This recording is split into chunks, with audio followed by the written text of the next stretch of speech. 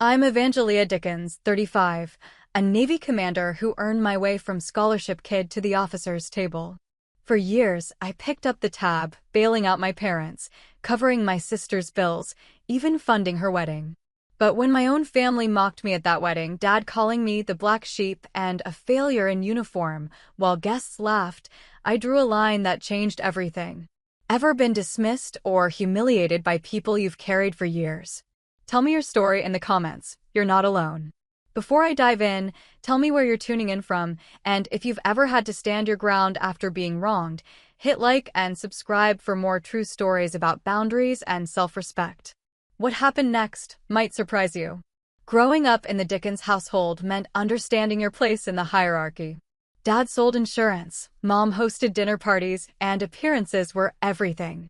The neighbors knew us as the family with the perfectly manicured lawn and the Christmas lights that went up before Thanksgiving. What they didn't know was how every conversation at our dinner table revolved around who was succeeding and who was falling short. My sister Emma was born to fit this world. She had the kind of effortless beauty that made people turn their heads, the social grace that made every room feel warmer when she entered. By high school, she was homecoming queen, dating the quarterback, collecting college acceptance letters like trophies. I was 2 years younger, watching from the sidelines, trying to figure out where I belonged in a family that measured worth in popularity contests and marriage prospects. When I mentioned wanting to join the military, Dad laughed it off as teenage rebellion. "It's just a phase," he told Mom over coffee one morning, not bothering to lower his voice even though I was right there. "She'll grow out of it once she meets the right boy." Mom nodded, already planning my future around sorority mixers and engagement parties that existed only in her imagination. But I wasn't rebelling. I was reaching for something they couldn't understand, a life built on merit, where your value came from what you could do, not who you knew or how well you fit into their narrow definition of success. I spent my junior year researching the Naval Academy, studying for the entrance exams while Emma planned her prom dress. When the acceptance letter arrived, the silence at dinner lasted a full minute before Dad cleared his throat and said, "Well, I suppose it's good to have options." The academy was everything I'd hoped for and nothing my family expected. I thrived in an environment where precision mattered, where your efforts translated directly into results. My classmates became the siblings I'd never had, people who understood that discipline wasn't punishment but freedom, that structure created space for excellence. I graduated third in my class, commissioned as an ensign, and called home with the news. "That's nice, honey," Mom said, distracted. "Emma's got some exciting news too. She's been accepted to that marketing program in New York." It became a pattern. Every achievement I earned was matched by something Emma had done, every milestone minimized by comparison to her latest social success. When I made lieutenant, Emma had gotten engaged to her college boyfriend. When I earned my surface warfare qualification, Emma had landed a job at a prestigious firm. The family narrative was clear. Emma was soaring while I was just playing dress-up in a uniform. What they didn't mention was how often I soared to their rescue. The call came at 2 in the morning during my first deployment. Dad's business was failing, and they needed $20,000 to keep the house. I wired the money from a port in Japan, using savings I'd accumulated by living in cramped quarters and eating military rations while Emma spent her weekends at wine tastings. 6 months later, it was Mom's medical bills. Then Emma's student loans. Then the roof repairs, the car payments, the endless stream of emergencies that somehow always required my help. I never said no. That was my role in the family ecosystem, the dependable one, the problem solver, the safety net they could count on without having to acknowledge what I provided. They took my financial support as naturally as they took my mother's cooking or my father's lectures about responsibility. It was just what I did, who I was supposed to be. Emma's career flourished in Manhattan while I served aboard destroyers in the Persian Gulf.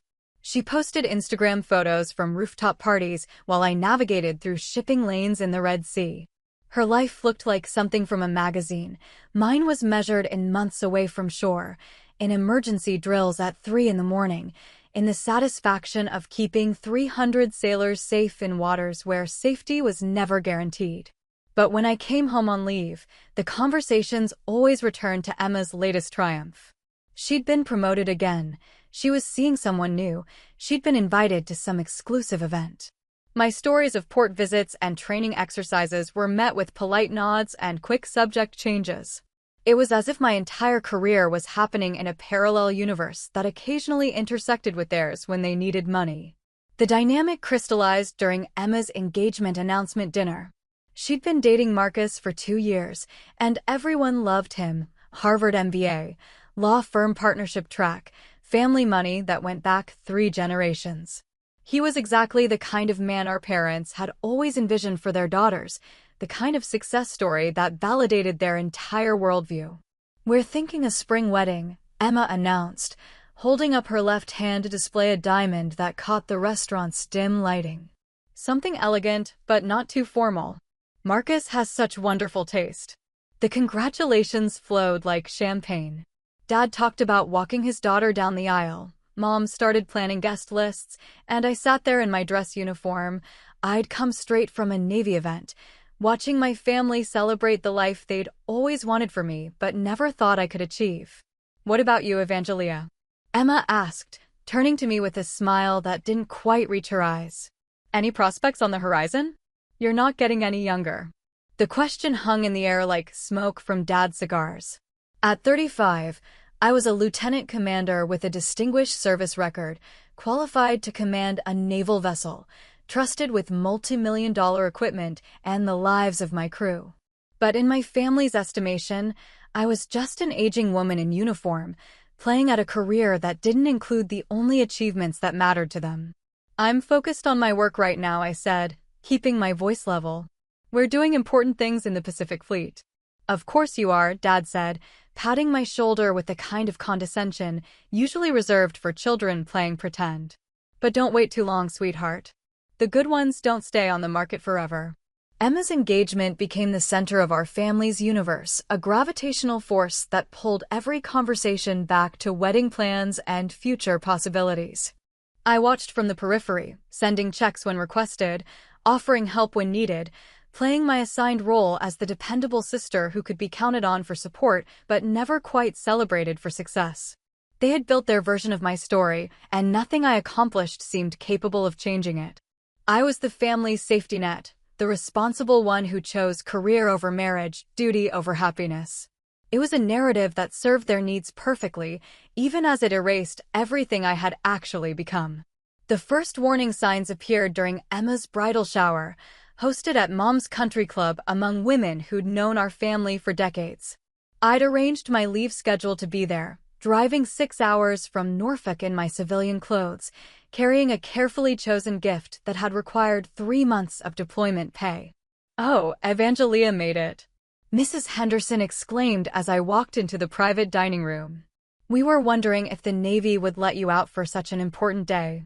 The comment was delivered with a smile, but I caught the undercurrent.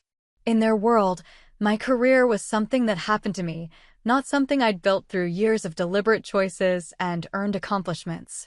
They saw me as a woman playing at soldier, not a naval officer who'd earned her rank through proven competence. Emma glowed in the center of it all, opening gifts and accepting congratulations with the kind of gracious ease that had always made me feel like I was watching a performance I'd never learned to give.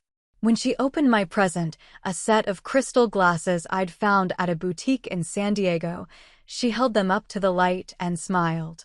"These are beautiful, Evangelia. Very practical." The word practical carried weight, a coded message that everyone in the room understood. Evangelia gives practical gifts because Evangelia is a practical person, useful but not inspiring, dependable but not exciting. Later, during the gift-opening commentary that always followed these events, I listened to the women dissect each present like art critics examining paintings. Emma's college friends had given her lingerie and weekend getaways, items that celebrated her upcoming role as a wife. Her coworkers had chosen designer accessories and spa treatments, gifts that acknowledged her success and sophistication. My practical glasses were mentioned once, filed away in the category of necessary but unremarkable contributions. I sat there in my carefully chosen outfit, a dress I'd bought specifically for occasions like this, and felt like an anthropologist studying a culture I'd never quite learned to navigate. Evangelia's always been so responsible, Mom said to Mrs. Patterson, her voice carrying the particular tone she used when she wanted to sound proud, but couldn't quite manage genuine enthusiasm. She's done so well in her chosen path. Her chosen path. As if my career was a walking trail I'd selected for weekend recreation, not a profession that had taken me around the world and earned me the respect of people whose opinions actually mattered to me. But in this room, surrounded by women who measured success in wedding invitations and country club memberships, my achievements translated as polite conversation topics, interesting but ultimately irrelevant to the business of living a proper life.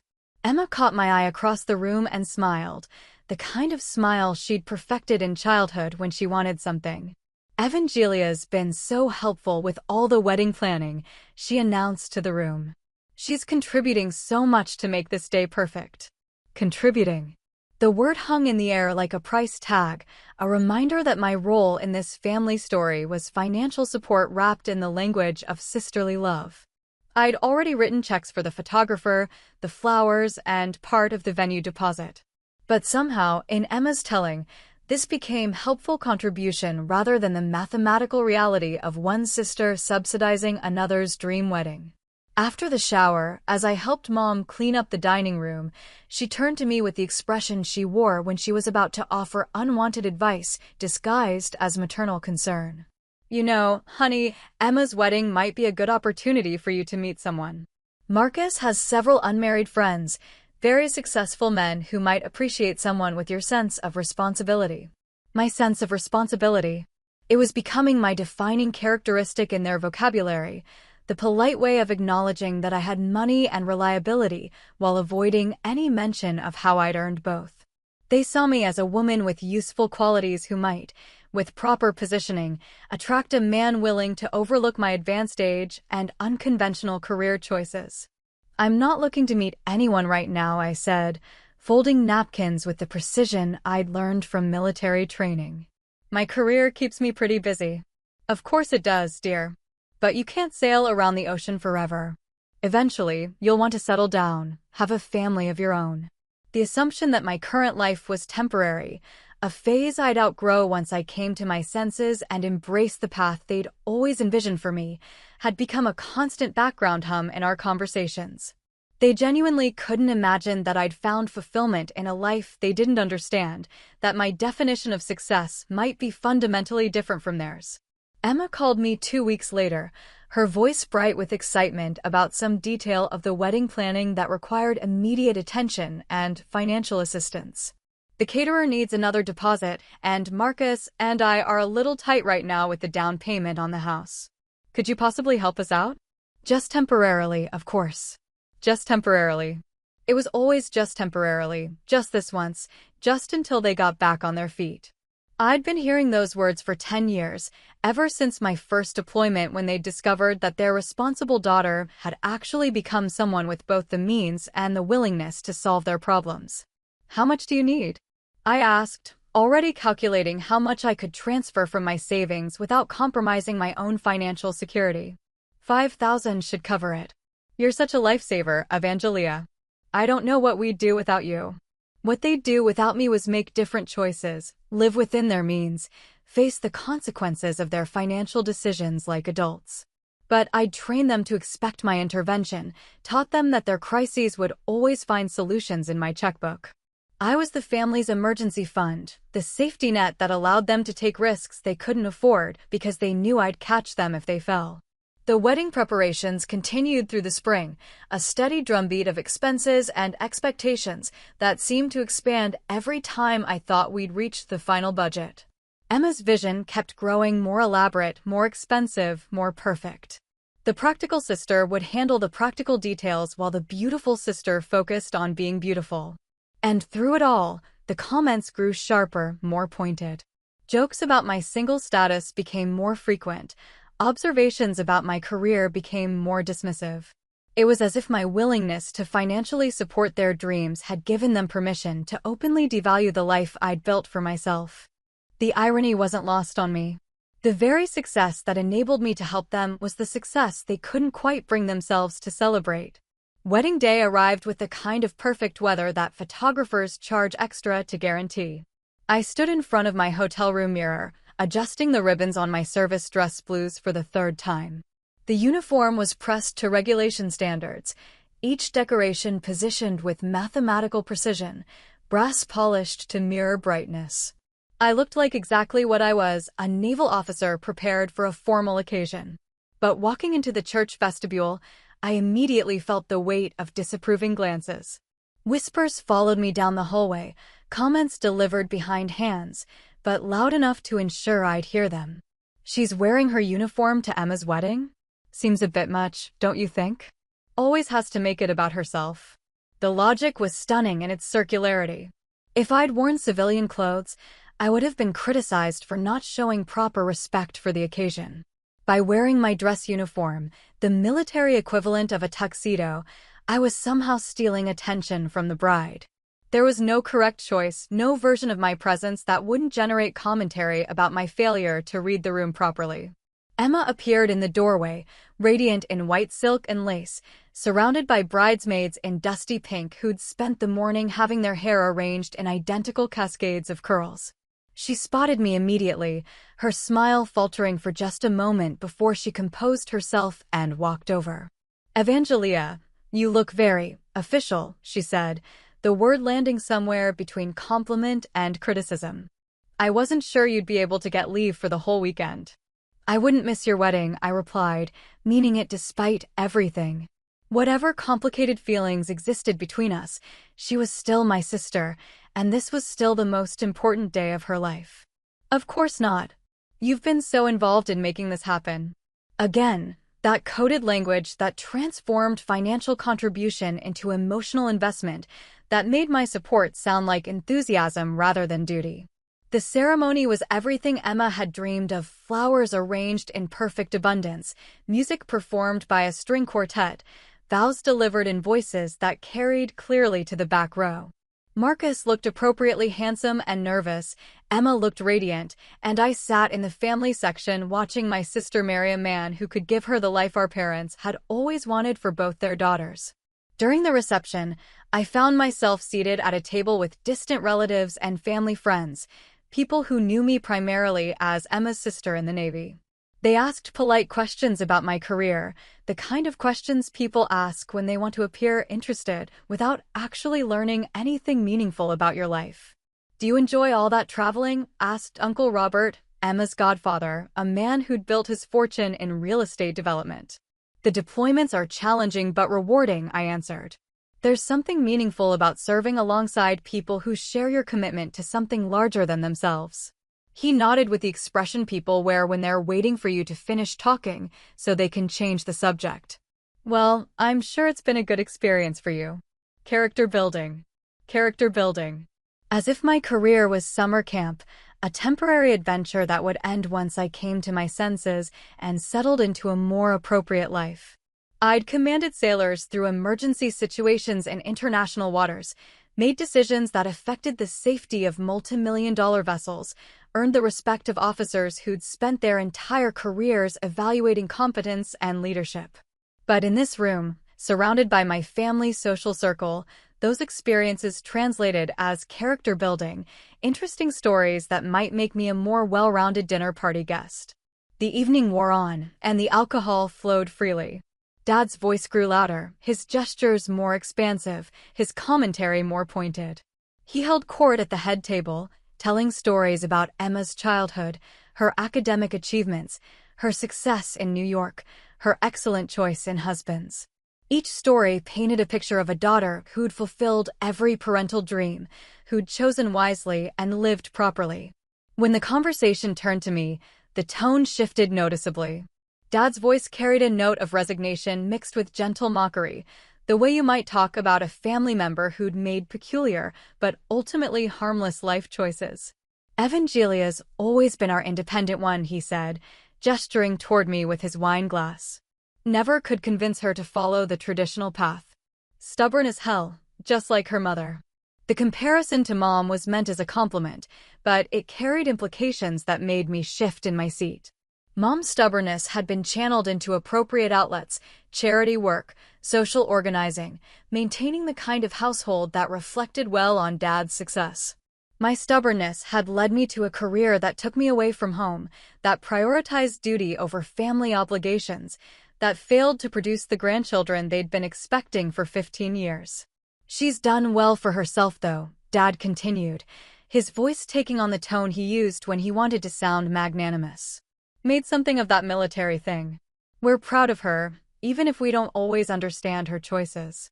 Even if we don't always understand her choices.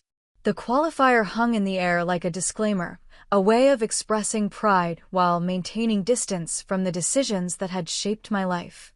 They could be proud of my success without having to approve of the path I'd taken to achieve it. Emma raised her glass, catching the room's attention with the kind of effortless grace that had always made public speaking look easy for her. "I just want to thank everyone who's made this day so special. My parents, who taught me what love looks like in a marriage that's lasted 32 years. My friends, who've supported me through everything. And my sister Evangelia, who's always been there when I needed her, even when the Navy kept her on the other side of the world." The applause was warm and genuine, but I heard the subtext clearly. I'd always been there when she needed me financially, logistically, practically. The dependable sister who could be counted on for support, but who lived her real life somewhere else, in a world they didn't understand and couldn't quite bring themselves to celebrate. As the evening progressed and the toasts became more informal, the family's sense of humor began to target my unmarried status with increasing directness. Cousins made jokes about my dedication to the Navy being a substitute for romantic commitment. Aunts offered to set me up with their divorced friends' brothers. Everyone had an opinion about my biological clock, my career priorities, my apparent inability to balance professional success with personal fulfillment. Dad, emboldened by champagne and the appreciative audience of wedding guests, decided to offer his own analysis of my life choices. He stood up, glass in hand, with the confident smile of a man who believed his wisdom would be both welcome and enlightening. "You know, Evangelia's always been the black sheep of this family," he said, his voice carrying clearly across the reception hall. "Smart as hell, don't get me wrong, but she never could figure out what the rest of us knew instinctively. She's just a failure in uniform, playing at being something she's not." The words hit me like a physical blow, delivered with casual cruelty in front of people who'd watched me grow up, who'd known me since childhood. A failure in uniform. The phrase crystallized years of subtle dismissal into something sharp and undeniable, a public declaration that my achievements were pretense, my career a form of elaborate dress-up that had gone on too long to be charming anymore. Emma laughed, a sound that might have been nervous, but came out as endorsement of Dad's assessment. "Yeah, imagine being almost 40 with no husband, no kids. What's the point of all that success if you're still alone?" The laughter that followed wasn't malicious, exactly, but it was complicit. These were people who'd known me since I was a child, who'd watched me graduate from high school, leave for the academy, return home in uniform with stories of places they'd never been and responsibilities they'd never carried. And their response to my father's public humiliation was amusement, as if his cruelty was just another form of family entertainment. I sat there in my dress uniform, surrounded by ribbons that represented years of service, decorations that marked achievements these people couldn't begin to understand, and felt something inside me break. Not my composure. Years of military training had taught me to maintain control under pressure far greater than family dysfunction. But something deeper broke, some fundamental expectation that blood relationships carried inherent respect, that family meant protection rather than vulnerability. The conversation moved on, as conversations do, but the damage was done. Dad had said publicly what I'd always suspected they believed privately, that my life was a performance. My achievements were consolation prizes for failing to achieve the only success that mattered to them. I was approaching 40 with no husband, no children, no evidence that I'd learned how to live properly despite all their patient instruction over the years. I excused myself quietly, walking to the women's restroom with the measured pace I'd learned to maintain when everything inside me wanted to run. In the mirror, I looked exactly like what I was, a naval officer in dress uniform, professional and composed. But behind the reflection, I could see the truth Dad had articulated so clearly. In my family's estimation, I was a failure who'd spent 20 years pretending otherwise. The restroom door opened behind me, and Commander Patricia Hughes walked in, her own dress uniform impeccable despite the long evening. Pat was Marcus's Naval Academy roommate's wife, someone I'd met briefly during the cocktail hour, but hadn't had time to really talk with. "Tough crowd," she said simply, moving to the sink beside mine. "Family weddings bring out everyone's opinions," I replied, trying to keep my voice neutral. "Your father's an ass," Pat said matter-of-factly, checking her lipstick in the mirror. "Anyone with eyes can see you've earned every stripe on those sleeves." The simple statement of support nearly undid me completely. Here was someone who understood what those stripes meant, who could read the ribbons on my chest like a resume written in a language my family had never bothered to learn. She knew, without explanation or qualification, that my achievements were real, that my career represented genuine accomplishment rather than elaborate make-believe. "Thanks," I managed, my voice rougher than I'd intended. 22 years active duty, Pat continued, adjusting her collar with the same automatic precision I'd just performed with my own. 3 deployments to the Gulf, 2 commendations for leadership under fire, and a reputation that precedes you in every naval circle I've ever moved in. Your family's loss is the Navy's gain." She knew my service record. Somehow, in the brief conversation we'd shared during cocktails, she'd recognized my name and connected it to a career that had meaning in her world, even if it was invisible in mine. The validation hit me harder than Dad's insult, because it came from someone whose opinion was based on professional knowledge rather than personal disappointment. "The uniform looks good on you, Commander," Pat said as she headed for the door. "Don't let anyone convince you otherwise." I stood alone in the restroom for another few minutes, collecting myself and preparing to return to a celebration where I was both essential and unwelcome, valued for my financial contributions, but dismissed for my life choices. The woman in the mirror looked exactly the same as she had 20 minutes earlier, but something had shifted internally, some recognition that the respect I'd been seeking from my family might be fundamentally unavailable, not because I hadn't earned it, but because they lacked the capacity to offer it. When I returned to the reception hall, the party was in full swing. Marcus was making rounds to thank guests personally, Emma was dancing with Dad to their traditional father-daughter song, and the evening was proceeding exactly as planned. I took my seat at the family table, straightened my uniform jacket, and prepared to endure the remaining hours with whatever dignity I could maintain. But something had changed in my absence. Marcus had noticed the dynamic, had perhaps overheard enough of the family's commentary to understand what was happening.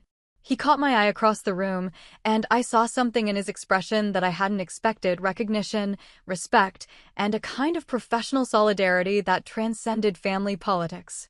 He finished his conversation with Emma's college roommates and walked across the reception hall with purposeful strides. When he reached my table, he stopped directly in front of my chair, came to attention with military precision, and delivered a salute that silenced the entire room. "Commander," he said, his voice carrying clearly in the sudden quiet. "It's an honor." The silence that followed was profound, the kind of quiet that falls when everyone in a room realizes they've been fundamentally wrong about something important. Marcus held the salute until I returned it, a brief exchange of military courtesy that reframed every conversation that had preceded it.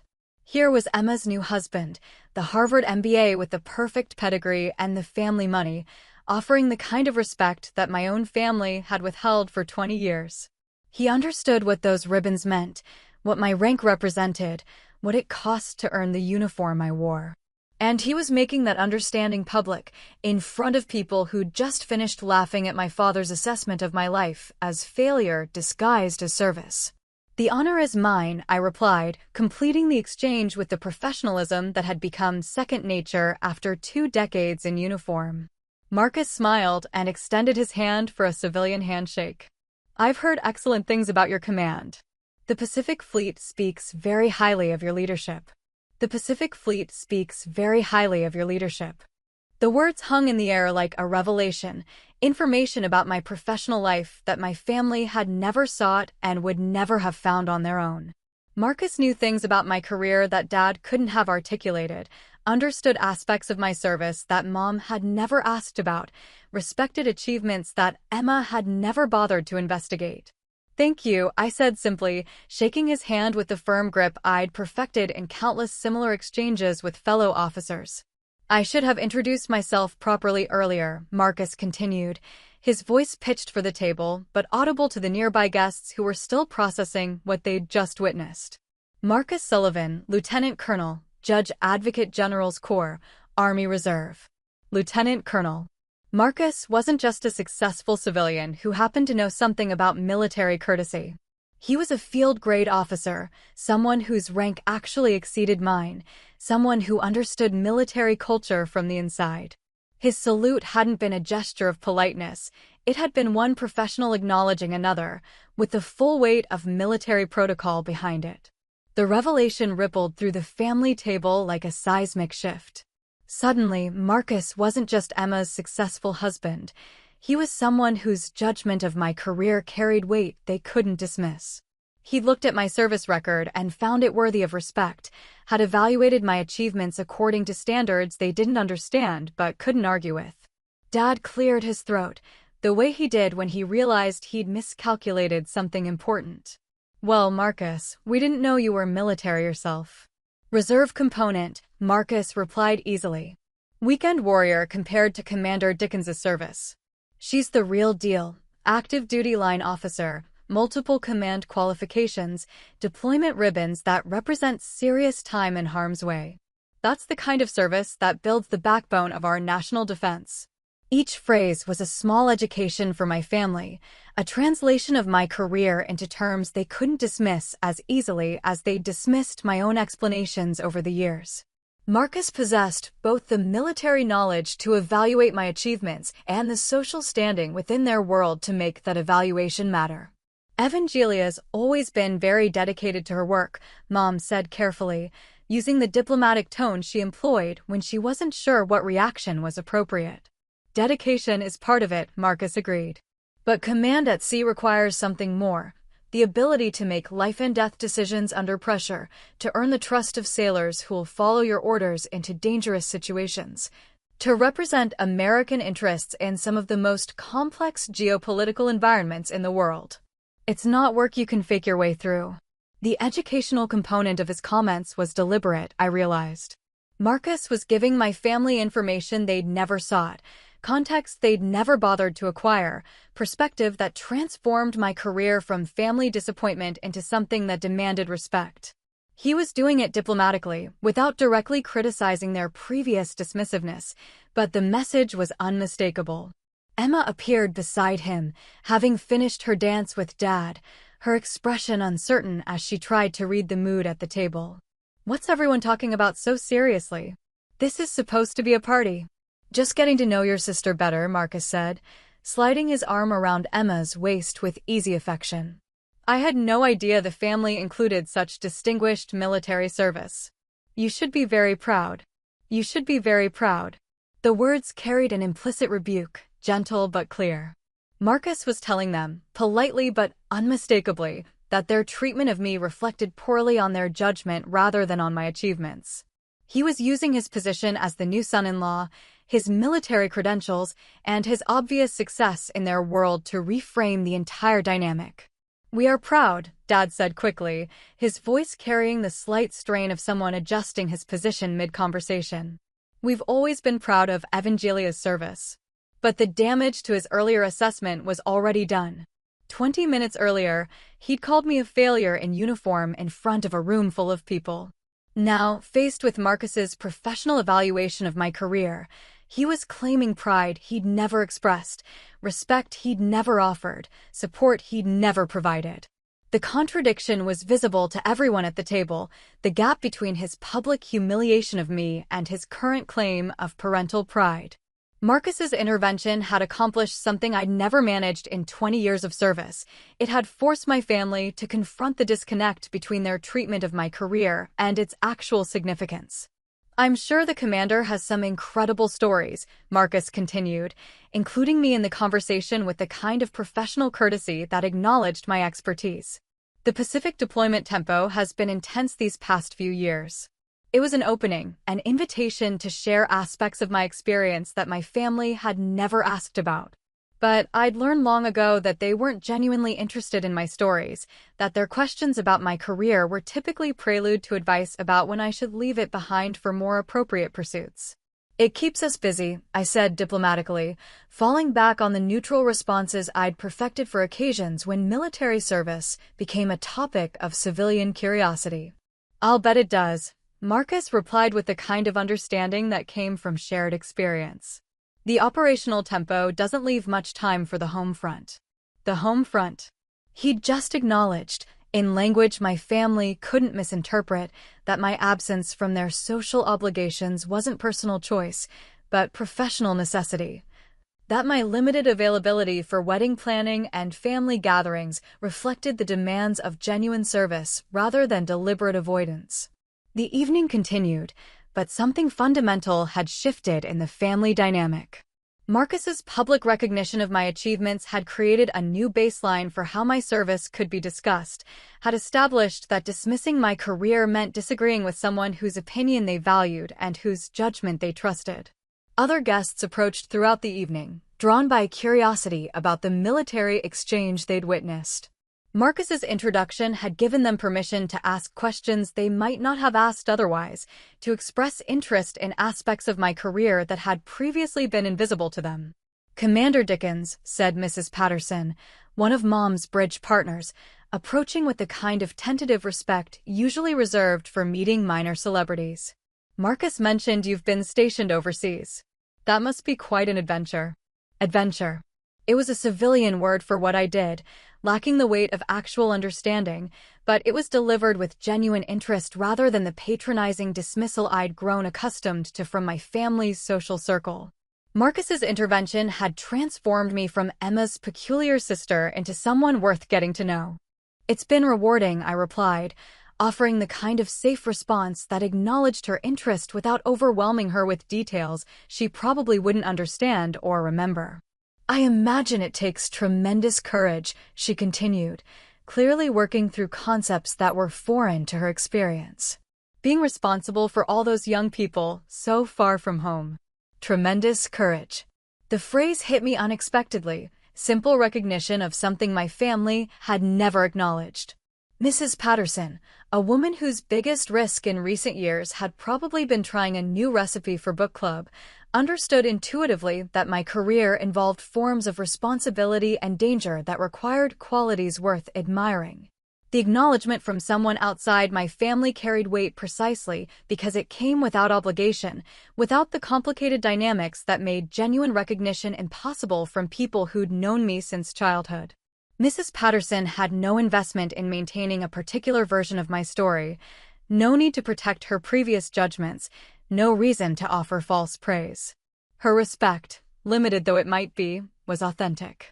As the reception wound down and guests began saying their goodbyes, I found myself in the unusual position of being someone people sought out rather than someone they politely acknowledged before moving on to more interesting conversations. Marcus's intervention had created space for interactions that had never been possible before, had established my credibility in ways that years of trying to explain my career had never accomplished. The power of external validation was both satisfying and deeply unsettling. For 20 years, I'd sought recognition from people whose opinions shouldn't have mattered more than the respect I'd earned from colleagues who actually understood what I did for a living. But their dismissal had shaped my sense of worth in ways I'd never fully acknowledged, had created a hunger for family approval that no amount of professional success had been able to satisfy. Marcus's salute had fed that hunger, but it had also revealed its futility. The recognition I'd received hadn't come from any change in my family's understanding or appreciation of my achievements. It had come from an outsider's intervention, from someone with enough social standing and professional credibility to force them to reconsider judgments they'd been comfortable with for decades.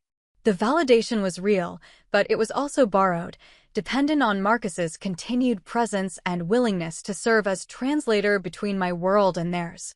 Without his intervention, they would return to their comfortable dismissal of my choices, their gentle mockery of my priorities, their assumption that my career was ultimately a form of extended adolescence that would end when I finally came to my senses. But something had changed inside me during those few moments of silence after Marcus's salute. Some recognition that the respect I'd been seeking was finally available, but not from the sources I'd expected.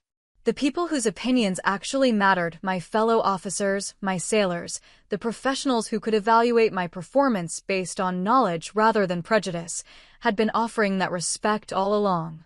I'd just been too focused on winning approval from people who lacked the capacity to give it meaningfully to notice that I already had what I'd been seeking, just not from the sources I'd expected. The revelation was both liberating and painful, recognition that I'd wasted years trying to prove myself to judges who were fundamentally unqualified to evaluate the evidence. As Emma and Marcus prepared to leave for their honeymoon, the family gathered for final photographs and farewells. The photographer arranged us in traditional groupings, parents with children, siblings together, extended family clusters that would document this milestone for future generations. I stood where directed, smiled when instructed, and participated in the ritual of preserving memories that would probably hang in their living room for decades. But the dynamic had shifted subtly throughout the evening. Where conversations with me had previously been brief and superficial, people now lingered, asked follow-up questions, seemed genuinely interested in my responses. Marcus's intervention had created a new social reality where my career was something worth discussing rather than something to be politely acknowledged before changing the subject. Dad approached me as the evening wound down, his expression carrying the particular combination of uncertainty and determination that indicated he was preparing to address something he'd been avoiding. "Evangelia, about what I said earlier during the toasts." "It's fine, Dad," I interrupted, not ready for whatever form of non-apology he was constructing. "It's been a long day for everyone." "No, it's not fine," he insisted, his voice lower than usual. "Marcus helped me understand some things about your service that I hadn't fully appreciated." I spoke out of turn. It was as close to an apology as Dad was capable of offering, acknowledgement that his public assessment of my career had been inappropriate without quite admitting that it had been cruel or ignorant. He was giving me an opening to accept his limited contrition and move forward as if the damage could be easily repaired. "I appreciate that," I said carefully, neither accepting nor rejecting his attempt at reconciliation. "Marcus has a good perspective on military service." "He does indeed," Dad agreed, seizing on the diplomatic language I'd offered. "Makes me realize we probably don't ask you enough questions about your work. Maybe we should remedy that." The suggestion hung between us like a tentative bridge, an offer to show interest he'd never demonstrated before, to learn about aspects of my life he'd dismissed for 20 years. But the offer came only after an outsider had forced him to recognize the value of what he'd been ignoring, only after his public dismissal of my achievements had been contradicted by someone whose opinion he couldn't easily discount. "I'd like that," I replied, because it was true even though I doubted his follow-through. "There's a lot about the Navy that doesn't translate easily to civilian conversation." "I'm sure there is," he said, nodding with the earnest expression he wore when he was trying to appear more thoughtful than he actually felt. We'll make more effort to understand." The promise was vague enough to be meaningless, specific enough to sound genuine, and conditional enough to be abandoned without consequence when his temporary motivation faded. But it was progress of a sort, recognition that understanding required effort he hadn't been willing to invest previously. The conversation ended there, both of us recognizing the limitations of what could be accomplished in a hotel hallway at the end of a long evening. But something had been acknowledged, some recognition that the dynamic between us needed adjustment, that his assessment of my life had been based on incomplete information and cultural assumptions that didn't account for the reality of what I actually did for a living. Emma found me as I was gathering my things to leave, her wedding dress carefully bustled for easier movement, her makeup still perfect despite hours of celebration. She looked exactly like the fairy tale bride she'd always dreamed of becoming, surrounded by evidence of a day that had exceeded even her considerable expectations. "Thank you for everything you did to make this happen," she said, her voice carrying genuine gratitude mixed with something that might have been awkwardness. "I know you contributed so much, both financially and otherwise." Both financially and otherwise. Even in her moment of gratitude, she couldn't quite bring herself to be specific about what my otherwise contributions had been, couldn't articulate that I'd absorbed family criticism, endured public humiliation, and maintained grace under pressure that would have broken someone with less training and emotional discipline. "It was a beautiful wedding," I replied, focusing on the objective truth that her day had been everything she'd wanted it to be. "You looked radiant, and Marcus seems like a good man." "He is," she agreed, her face lighting up with the kind of happiness that made her earlier cruelty seem like temporary insanity rather than deliberate malice. "And he was so sweet to say those things about your career." I had no idea he knew anything about military stuff. She had no idea he knew anything about military stuff. The statement revealed the fundamental gap that had shaped our relationship for decades. She'd never bothered to learn enough about my career to recognize when someone else possessed relevant knowledge, had never developed the vocabulary necessary to distinguish between genuine professional respect and polite civilian interest. "Military officers tend to know about each other's service," I explained patiently.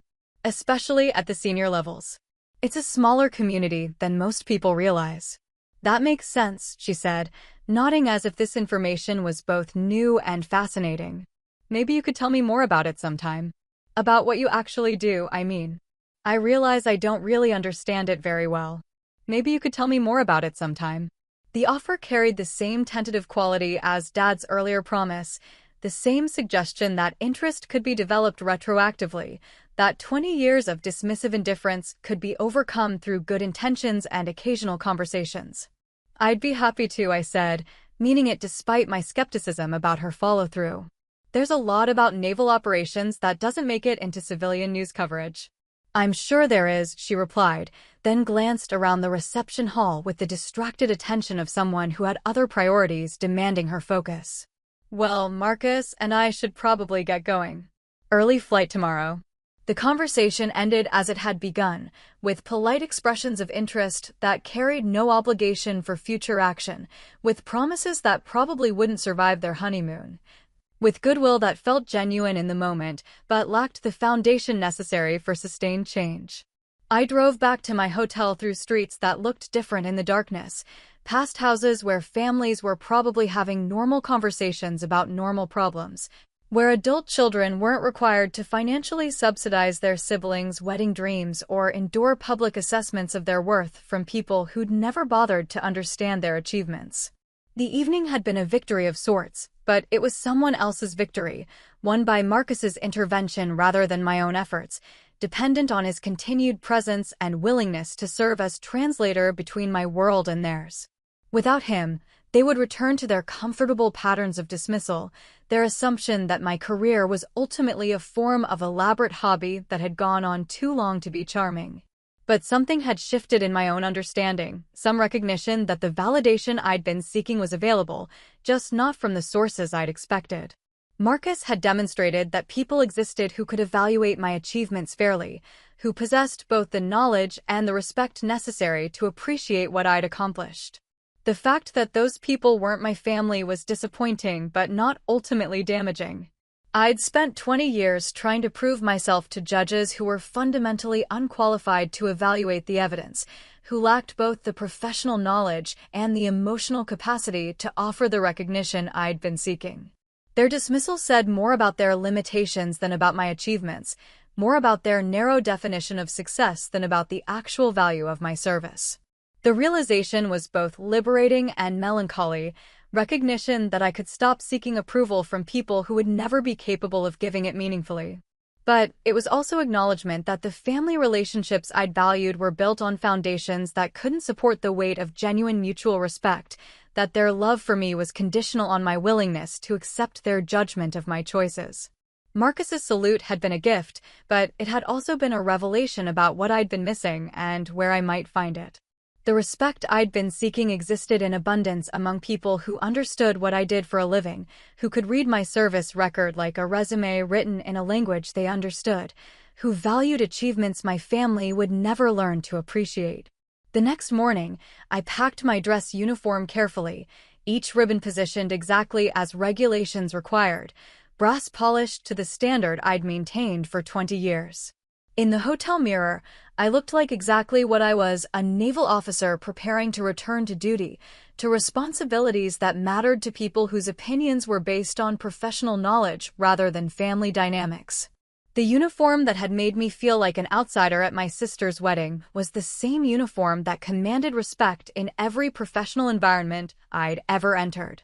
The disconnect wasn't with my career, it was with my family's ability to understand what that career represented, what it required, what it had accomplished. I drove to the airport thinking about the difference between borrowed validation and earned respect, between approval from people who mattered to me personally and recognition from people who were qualified to judge my performance professionally. Marcus's intervention had forced my family to acknowledge my achievements temporarily, but their capacity for sustained appreciation remained questionable. What wasn't questionable was my own capacity to continue serving regardless of their approval, to find satisfaction in work that mattered independently of their ability to understand or appreciate it. The uniform I wore represented commitments that transcended family expectations, achievements that existed regardless of their recognition, service that would continue long after their temporary interest faded. The flight back to Norfolk gave me time to process what had happened, to understand both the victory and its limitations. Marcus had given me something I'd been seeking for 20 years, but he'd also revealed that I'd been seeking it from the wrong sources, that the validation I needed was available but not from the people I'd expected to provide it. Months passed before the next family contact, time that allowed the wedding evening to settle into memory and take on the weight that important moments acquire with distance. When Emma called, her voice carried the bright energy of someone who'd returned from an extended honeymoon with stories to tell and energy to burn. "Marcus and I have been talking," she began, her voice carrying a note of something that might have been nervousness. "About the wedding, about some of the things that happened that night. Some of the things that happened that night." The euphemistic language was typical of how our family addressed uncomfortable topics, indirectly, with enough ambiguity to allow multiple interpretations, with sufficient vagueness to avoid taking responsibility for specific actions or statements. "It was a beautiful wedding," I replied, falling back on the diplomatic neutrality I'd perfected for navigating family conversations. "You looked radiant."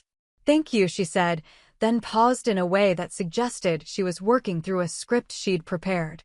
"But Marcus helped me understand that maybe I haven't always been as supportive of your career as I should have been. Maybe I haven't always been as supportive of your career as I should have been."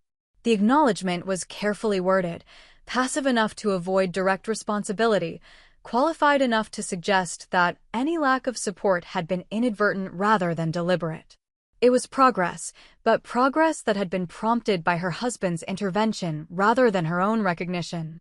"I appreciate you saying that," I replied, neither accepting nor rejecting her attempt at reconciliation. "Military life isn't always easy for families to understand." "No, it's not," she agreed quickly, seizing on the excuse I'd offered. "And I realize now that we probably didn't make much effort to learn about what you actually do. Marcus has been educating me about military rank structure, about what it means to command a ship, about the kind of responsibility you carry." "Marcus has been educating me." The phrase revealed both the source of her newfound interest and its probable limitations. She was learning about my career secondhand, through her husband's explanations, rather than through direct curiosity about my experiences. Her understanding was borrowed, dependent on his continued willingness to serve as interpreter between my world and hers. "It's a complex field," I said diplomatically. "Most civilians don't have much reason to understand military operations." "Maybe not, but family should make the effort," she replied, the words carrying conviction that sounded genuine even if it had been prompted by outside influence. "I'd like to do better. To be more supportive. I'd like to do better. To be more supportive." The promise was vague enough to be meaningless, specific enough to sound sincere, and conditional enough to be abandoned without consequence when her motivation faded. But it was an acknowledgement that improvement was needed, recognition that her previous behavior had fallen short of what family support should look like. That would mean a lot to me, I said, because it was true even though I doubted her ability to sustain the effort. There's a lot about naval service that doesn't translate easily to civilian conversation. Marcus mentioned that. He said military families develop their own culture, their own way of understanding sacrifice and service. I never really thought about what it cost you to be away so much, to miss so many family things. What it cost you to be away so much.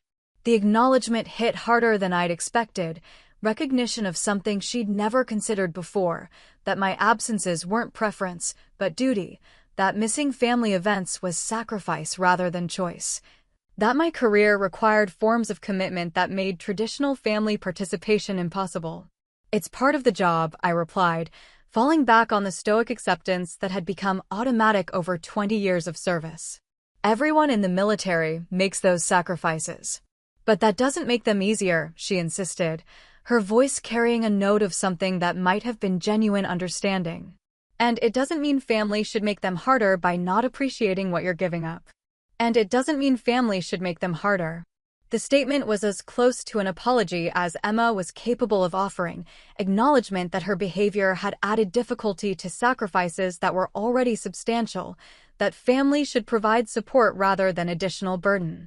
The conversation continued for another 20 minutes, touching on topics we'd never discussed before: deployment schedules, command responsibilities, the reality of military life that existed beyond the patriotic abstractions most civilians understood. Emma asked questions that suggested genuine interest, made observations that indicated she was actually listening to my answers. But the entire exchange was shadowed by its dependence on Marcus's influence, by the recognition that her newfound curiosity existed only because her husband had convinced her it was necessary. Without his continued presence and involvement, she would probably return to the comfortable indifference that had characterized our relationship for decades. Still, it was something. A beginning, perhaps, or at least an acknowledgement that beginning was necessary. The wedding had created a crisis that forced recognition of problems that had been ignored for years, had made visible the cost of treating family members as supporting characters in someone else's story rather than protagonists of their own lives. Dad's follow-up came in the form of an email, several paragraphs that had clearly been drafted and redrafted, edited for tone and content in ways that suggested consultation with Mom about appropriate language and acceptable levels of contrition. Evangelia, it began, I've been thinking about our conversation at the wedding, about some things I said that night that I regret. Marcus helped me understand that my comments about your career were inappropriate and based on ignorance rather than knowledge. Based on ignorance rather than knowledge.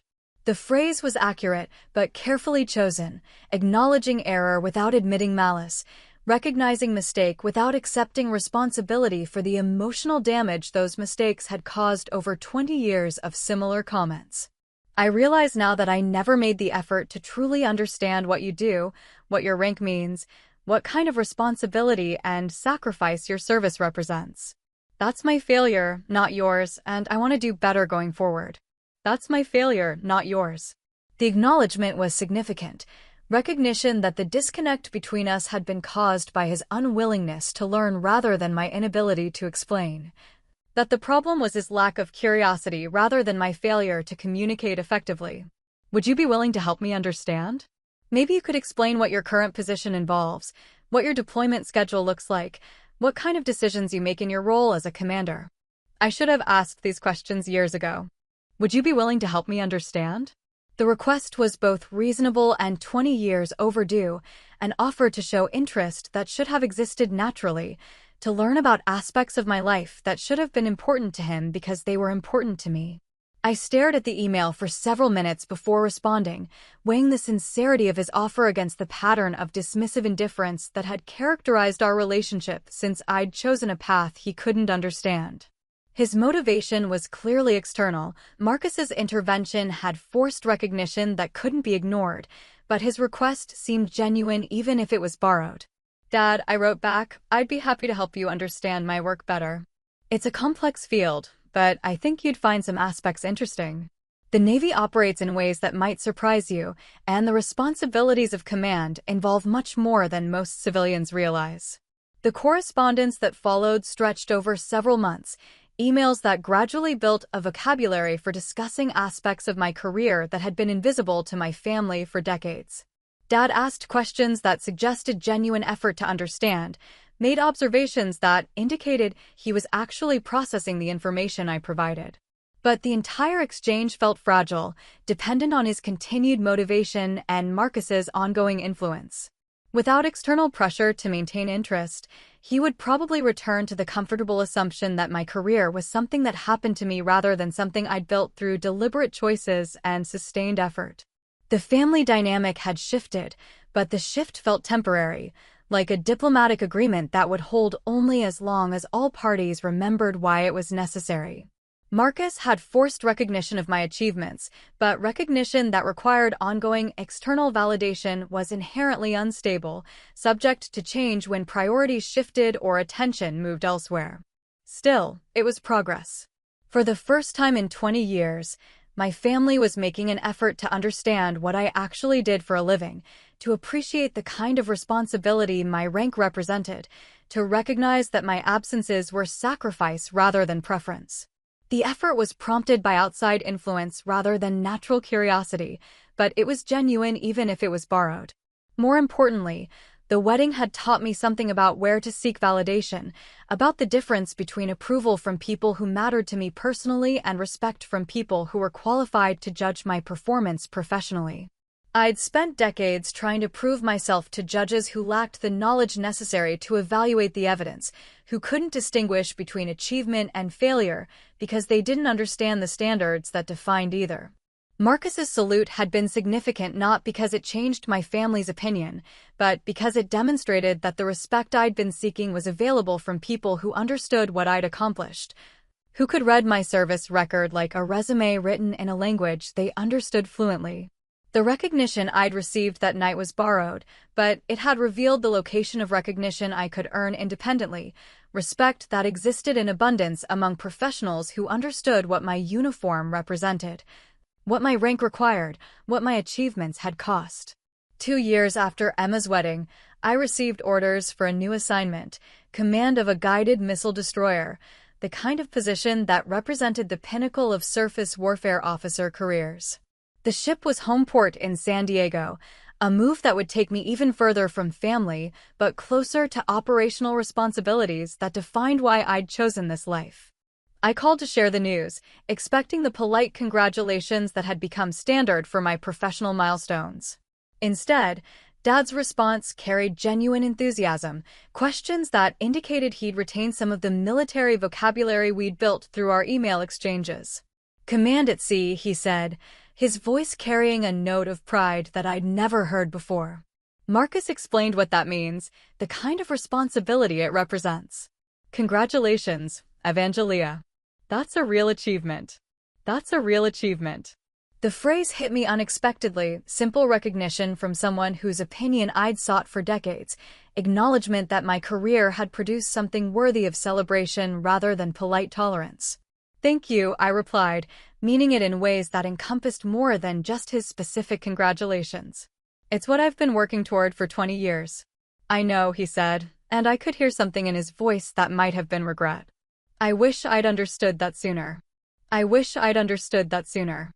The acknowledgement was both satisfying and melancholy, recognition of time lost and opportunities missed, of years when family support might have meant something different if it had been based on understanding rather than obligation.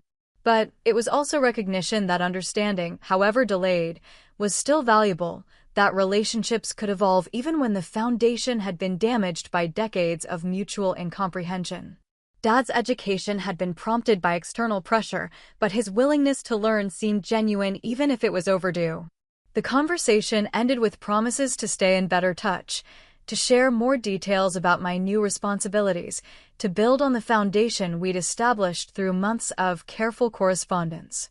Whether those promises would survive the daily demands of his civilian life and my military obligations remained to be seen, but they represented possibility in ways that hadn't existed before Marcus's intervention. I hung up the phone thinking about the difference between borrowed validation and earned respect, about the power of external influence to create space for recognition that had been impossible when left to natural family dynamics. Marcus's salute had been a gift, but it had also been an education for my family about the value of what I'd accomplished, for me about where to seek the respect I'd been missing. The uniform I wore represented commitments that transcended family approval, achievements that existed independently of their recognition, service that would continue regardless of their ability to understand or appreciate it. But their belated effort to learn meant something, created possibility for relationships that had been constrained by ignorance and assumption. Standing in my new quarters overlooking San Diego Harbor, I could see destroyers and cruisers moving through shipping lanes that connected American naval power to strategic interests around the globe. Ships commanded by officers who'd earned their positions through proven competence, who carried responsibilities that most civilians couldn't comprehend, who found satisfaction in service that existed independently of public recognition or family approval. This was my world, populated by people who understood what I'd accomplished without translation, who could evaluate my performance based on professional knowledge rather than cultural assumptions, who offered respect that was earned rather than borrowed from external sources. The validation I'd sought from my family was finally available, but it was conditional and fragile, dependent on continued external pressure and sustained motivation that might fade when other priorities demanded their attention. The respect I'd found among my professional peers was unconditional and stable, based on shared understanding and mutual evaluation according to standards we all understood. Emma's wedding had taught me the difference between the two kinds of recognition, had revealed both the possibility and the limitations of seeking approval from people who lack the capacity to offer it meaningfully. Marcus's intervention had been valuable not because it changed my family permanently, but because it demonstrated where genuine respect was available and how to recognize when I was seeking validation from unqualified sources. The command I was assuming represented everything I'd worked toward for 20 years, responsibility that mattered, authority that was earned, recognition that was based on demonstrated competence rather than borrowed influence. My family's belated appreciation was welcome, but no longer necessary, a nice addition to satisfaction that existed independently of their ability to understand or approve. For the first time in my adult life, I felt free from the need to prove myself to people who would never possess the knowledge necessary to evaluate the evidence fairly.